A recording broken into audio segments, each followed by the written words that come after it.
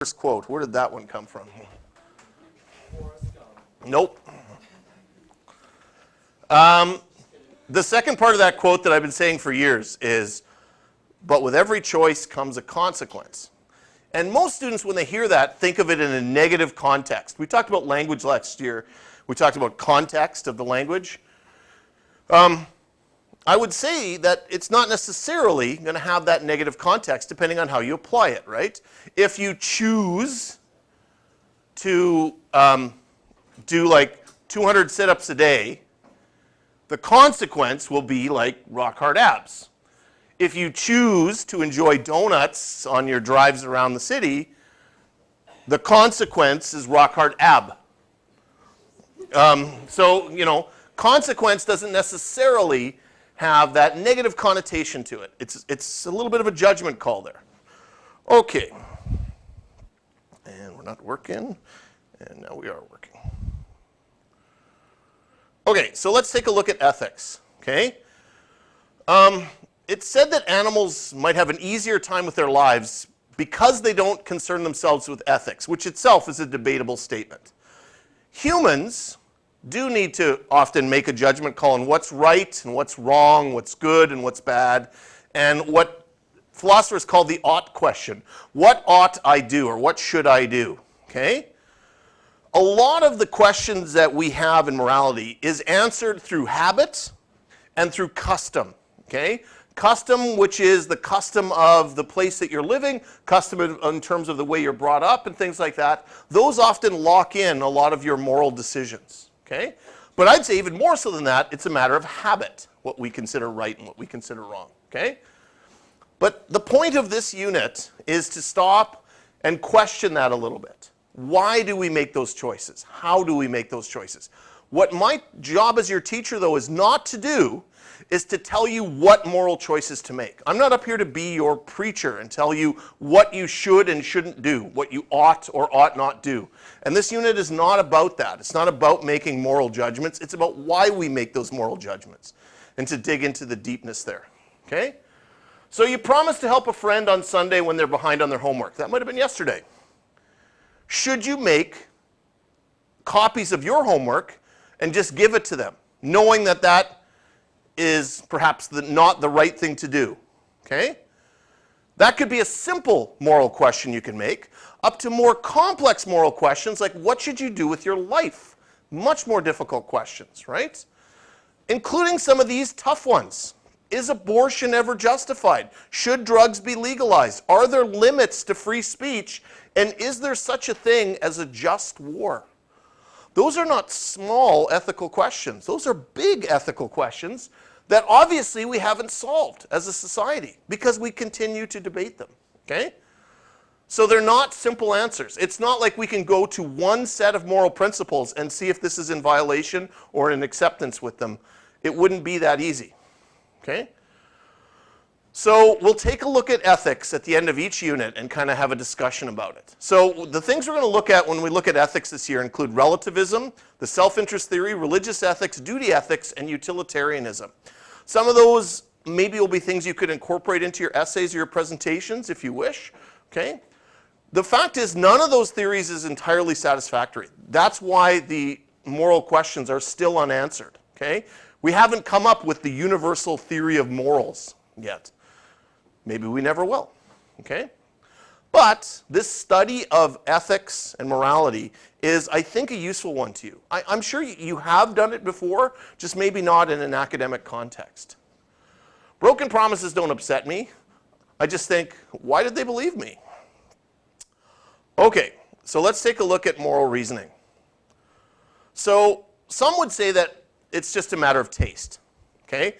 That, you know, what you think is wrong is okay, and what I think is right is okay. But what this implies is a statement like abortion is acceptable or abortion is unacceptable is at the same level as I like spinach and I don't like spinach. That those two statements have equal weight. Where I would say that they don't. It seems like the first statement is maybe a little more important to just place it at that same level as just liking or not liking spinach, okay? So it seems like we take some values a little more seriously, okay? We don't often argue whether someone should or shouldn't like spinach, but we might get into an argument with someone over our position on abortion, okay? We don't often ask people to justify why they think spinach is bad. Like, tell me what's your justification for that? Yet again, in the situation of abortion, we might be in the position to ask someone to justify that. Sometimes then when we do this, we appeal to a common moral principle, which is what the activity this morning had you guys try to dig out. So when you go to the spinach debate or the abortion debate, you will then say, well, don't you believe blank? And you insert that moral principle, hoping that the other person has that same moral principle so that it can justify your argument. So here's an example. It's a syllogism, which you may remember from last year. Cheating on a test is wrong. Fred cheated on the test. Therefore, what Fred did was wrong. Okay? You may remember from last year the structure of the syllogism is its soundness, right? And it's like, is it logically consistent, right? Like, is this syllogism correctly structured? The structure and the soundness. So the structure is correct. There's no logical inconsistency in that three-statement syllogism. But it's based on statements that you may or may not agree upon. We could probably agree on the second premise. We'll say, yeah, Fred cheated on the test. We'll come up with a common definition of cheating, and we'll say, yeah, he did it, okay? We could agree to the third premise, or the conclusion that what Fred did was wrong, but we would only agree to this conclusion if we agree to the first premise. And in order to agree to the first premise, assuming we understand what cheating is, let's just say we do, we have to then determine whether cheating is wrong. And that relies on a moral principle, right? Maybe it is the violation of that principle that we agree or disagree on, right? So we have to kind of do that in the kind of reasoning we do to make a moral judgment, to determine whether something's right or wrong, okay? What I would argue is that a big factor of what comes out when we argue ethics are these two things. Are people being consistent in their judgments, okay? And are the facts on which those judgments are based true? Are they true facts? These are my principles, and if you don't like them, I have others.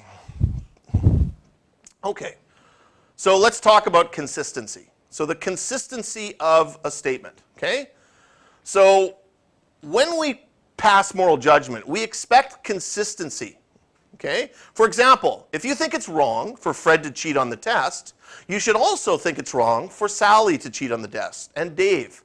You should be consistent in your position, okay? So this also implies an impartiality to it as well, okay?